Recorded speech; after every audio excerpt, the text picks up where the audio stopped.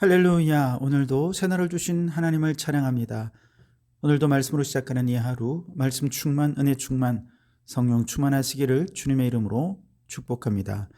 오늘은 야고보서 3장 1절로 18절까지 말씀을 봉독해 드립니다. 하나님의 말씀을 경청하시기 바랍니다.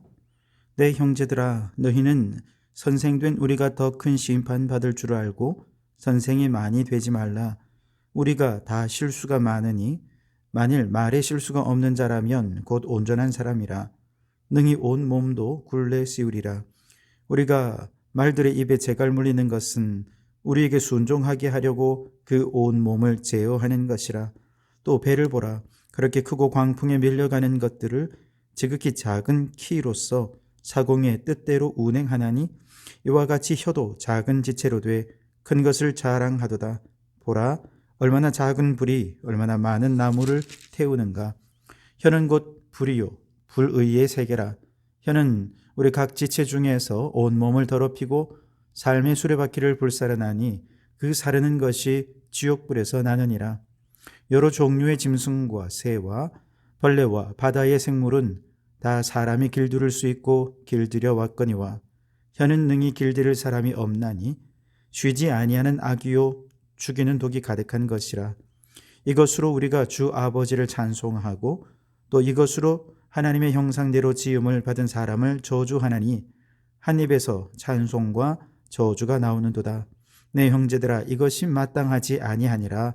샘이 한 구멍으로 어찌 단물과 쓴물을 내겠느냐.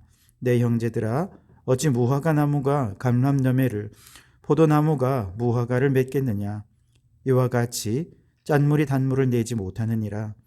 너희 중에 지혜와 총명이 있는 자가 누구냐. 그는 선행으로 말미암아 지혜의 온유함으로 그 행함을 보일지니라. 그러나 너희 마음속에 독한 시기와 다툼이 있으면 자랑하지 말라. 진리를 거슬러 거짓말하지 말라. 이러한 지혜는 위로부터 내려온 것이 아니요 땅 위의 것이요 정욕의 것이요 귀신의 것이니 시기와 다툼이 있는 곳에는 혼란과 모든 악한 일이 있음이라. 오직 위로부터 난 지혜는 첫째 성결하고 다음에 화평하고 관용하고 양순하며 긍휼과 선한 열매가 가득하고 편견과 거짓이 없나니 화평하게 하는 자들은 화평으로 심어 의의 열매를 거두느니라. 아멘. 자, 오늘도 이 말씀을 통해 우리에게 주신 하나님의 음성을 듣게 되기를 바랍니다. 믿음은 행함으로 증명이 될 때 진정 살아있는 믿음이라 할 수 있습니다. 행함이 없는 믿음은 죽은 믿음이지요. 그렇다면 우리의 믿음은 어떤 행동으로 증명될 수 있을까? 지난 시간에는 영광의 주를 믿는다면 사람을 차별하지 않는 행동으로 그 믿음을 증명해야 할 것이다 라고 말씀하셨죠. 오늘 3장에서는 우리가 예수를 주로 믿는다면 가장 먼저 그 입의 말이 변화되는 것으로 증명될 수 있어야 한다고 말씀합니다. 1절에 내 형제들아, 너희는 선생된 우리가 더 큰 심판을 받을 줄 알고 선생이 많이 되지 말라 그랬습니다. 선생님은 어떤 분들입니까? 말과 행동으로서 제자들을 가르치는 분들이지요. 그러니 제자들은 항상 선생님의 말과 행동이 일치하는지를 보지 않을 수가 없습니다. 그런데 선생이 많이 되지 말라라고 권면한 이유는 말과 행동을 일치하게 해서 제자들이 본이 되는 참 선생이 되기가 그만큼 어렵다는 것을 말하는 것이죠. 선생이라고 하는 직분은 아니더라도 인생을 먼저 산 모든 사람들은 사실 누군가의 선생이 될 수 있습니다. 선생이 되고 싶어서 선생이 되는 것이 아니라 누군가보다 먼저 세상에 태어나고 먼저 세상을 경험한 사람이라면 누구나 다 선생이 될 수 있는 거죠. 그렇다면 우리도 누군가가 나의 삶과 나의 삶 속에서 말과 행동이 일치하는지를 바라보고 있다는 것을 우리는 늘 생각할 수 있어야 됩니다. 그래서 사람들은 자신이 한 말에 책임을 져야 하지만 또한 안타깝게도 자신이 한 말에 책임지지도 못하고 말에 실수가 많을 수밖에 없는 존재가 우리 사람들이라는 거죠. 2절에 우리가 다 실수가 많으니 만일 말에 실수가 없는 자라면 곧 온전한 사람이라 능히 온 몸도 굴레 씌우리라 그랬습니다. 말에 실수가 없는 자라면 온전한 사람이다 라고 할 때 온전하다는 말은 완벽하다는 것이 아니라 성숙하다는 뜻입니다.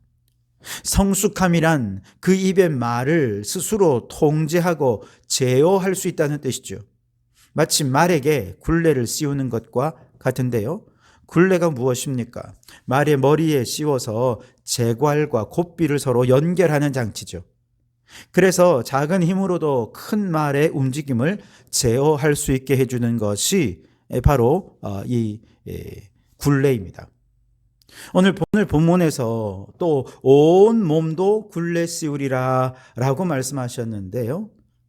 바로 이 이미지를 빗대어서 말을 통제하고 제어하고 잘 다스릴 줄 아는 사람이야말로 자신의 삶 전체를 통제할 수 있고 제어할 수 있을 정도로 성숙한 사람이라 말할 수 있다는 거죠.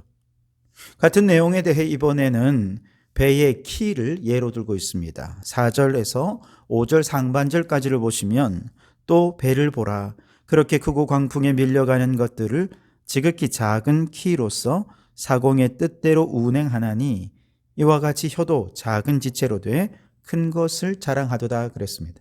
그리고 이어서 혀를 또 이번에는 작은 불에 비유하지요. 5절 하반절에서 6절을 보시면 보라 얼마나 작은 불이 얼마나 많은 나무를 태우는가. 혀는 곧 불이요 불의의 세계라. 혀는 우리 지체 중에서 온 몸을 더럽히고 삶의 수레바퀴를 불사르나니 그 사르는 것이 지옥불에서 나느니라 그랬습니다.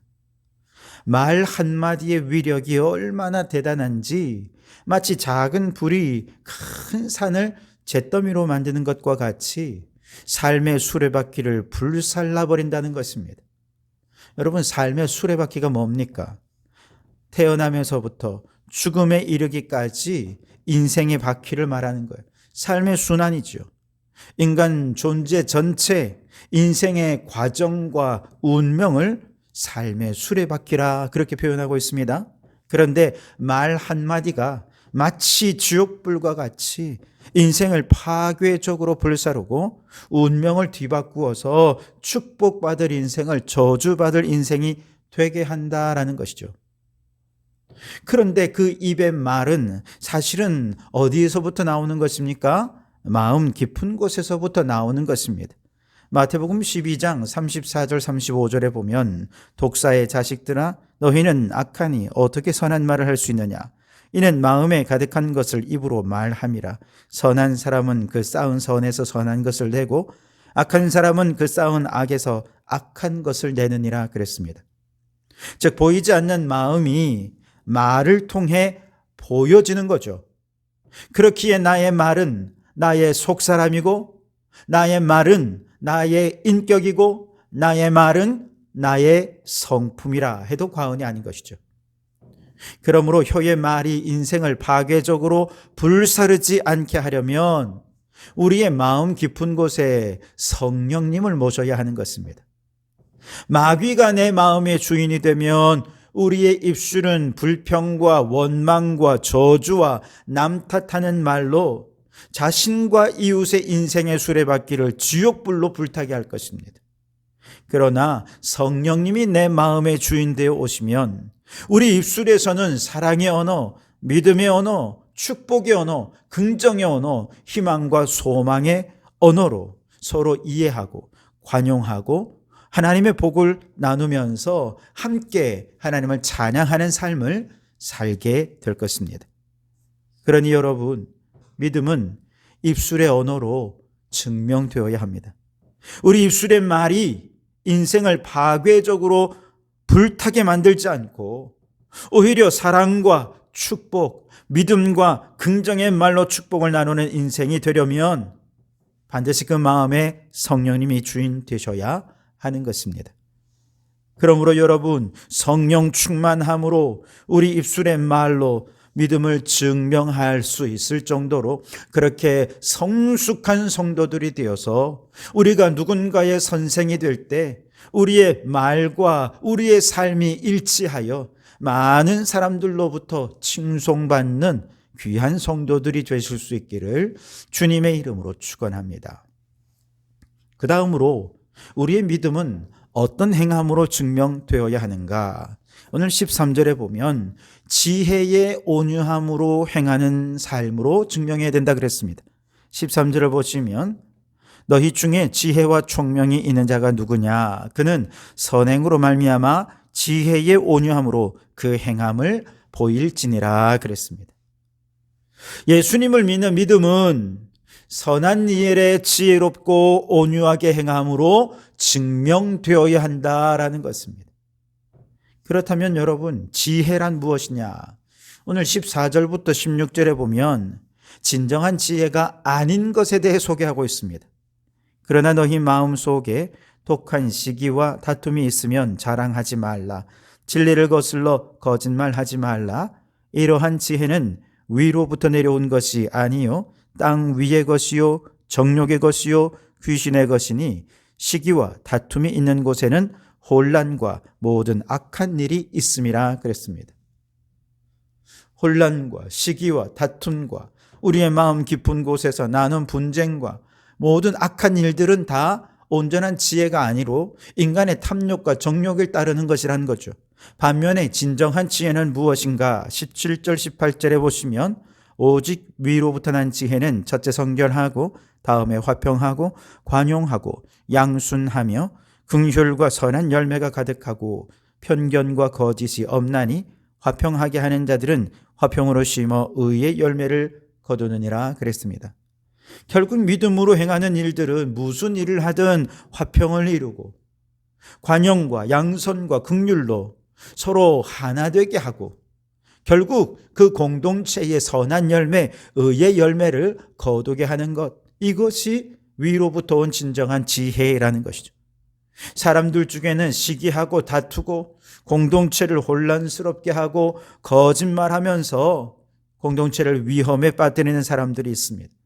이런 사람들은 거의 대부분 자신들이 누구보다 믿음이 좋다고 착각합니다.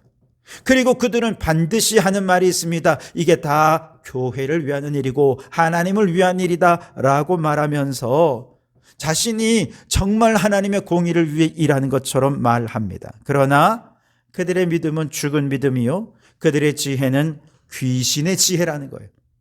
그러므로 교회 안에서 이런 사람들을 우리는 잘 분별할 수 있어야 됩니다.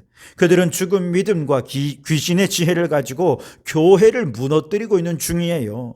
교회를 위한다고 말하지만 실상은 자신의 정욕과 유익을 위해 악한 일을 자행하는 것입니다. 반면에 살아있는 믿음의 사람들은 어떻게 해서든 공동체를 화목하게 하고 화평하게 하고 하나되게 하기 위해 함께 기도하고 서로 관용하고 양순하고 긍휼함으로 대하는 지혜를 발휘합니다. 이분들의 마음에는 역시 성령님께서 주인이 되십니다. 그래서 성령님께서 서로 하나 되게 하라는 명령을 따라서 최선을 다해서 화평을 심고 선한 열매, 의의 열매를 거두고자 하는 거죠. 이들은 자신의 믿음을 과시하지 않습니다. 교회를 위한다는 거창한 말도 하지 않습니다. 그저 교회의 화평을 위해 교회의 주인이신 그 하나님의 영광을 위해 지혜의 온유함으로 행함을 보이는 것이죠. 바라기는 우리 성도들도 우리의 믿음이 살아있는 믿음임을 증명하기 위해 내 안에 거주하시는 성령님께서 주시는 믿음의 언어, 긍정과 축복과 은혜의 언어로 우리의 입술을 제어하고 삶의 수레바퀴 전체를 믿음으로 통제해가는 성도들이 되실 수 있길 바랍니다. 바로 그 성령님께서 위로부터 주시는 지혜의 온유함으로 그 행함을 보이기 위하여 성령의 하나 되게 하신 것을 힘써 지키며 화평으로 심어 선한 열매, 의의 열매를 거두는 온전한 믿음의 사람들이 되실 수 있기를 주님의 이름으로 축원합니다. 기도하겠습니다. 사랑의 하나님, 오늘도 말씀을 통해 우리의 믿음을 점검하게 하시니 감사합니다. 우리의 믿음이 살아있는 믿음이라면 입술의 변화로 증명하게 하옵소서. 우리의 혀가 지옥불로 삶의 수레바퀴를 파괴하지 않게 하시고 성령님께서 우리의 마음을 다스리셔서 사랑과 믿음과 축복의 언어를 나누게 해 주시옵소서. 또한 위로부터 오는 지혜를 주셔서 교회 공동체 안에서 화평을 심고 관용과 긍휼로 행하게 하시며 선한 열매, 의의 열매를 맺는 저희들 되게 해 주시옵소서. 죽은 믿음, 귀신의 지혜에 따르지 않게 하시고 살아있는 믿음으로 주님을 증거하는 삶을 살게 해 주시옵소서. 오늘 우리의 말과 행실이 온전히 주님께 영광이 되기를 간절히 소망하오며 예수님 이름으로 기도하옵나이다. 아멘.